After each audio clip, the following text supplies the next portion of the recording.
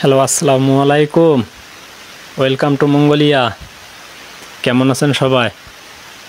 আপনারা আজকের থাম্বনেল দেখেই বুঝতে পারছেন যে কেন আমরা লস করব।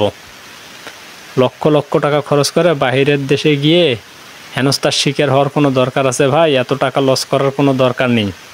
সুতরাং সেক্ষেত্রে আমাদের যেটা করার উচিত সেটা হচ্ছে আমরা যে দেশে যাব সেই দেশ সম্পর্কে সকল কিছু জেনে যাওয়া অনেক ভালো হবে ভাই।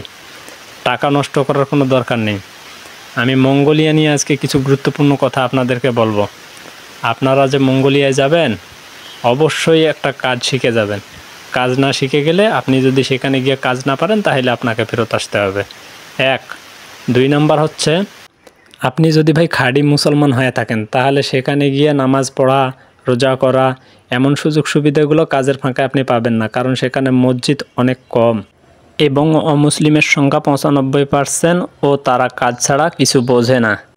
নাম্বার 3 হচ্ছে ভাই, আপনি ওই দেশে গিয়ে বা মঙ্গোলিয়ায় গিয়ে যদি মঙ্গোলিয়ার শ্রম আইন মেনটেন না করেন এবং যে কোম্পানিতে গেছেন ওই কোম্পানির নিয়মকানুনগুলো না মানেন, অন্য কোম্পানিতে যে কাজ করার সুযোগ খোঁজেন, তাহলে ভাই আপনার কিন্তু কপাল সত্যিই খারাপ আছে। মঙ্গোলিয়ায় যাওয়ার আরেকটা গুরুত্বপূর্ণ পূর্ব শর্ত আসছে ভাই, সেটা হচ্ছে মেডিকেল।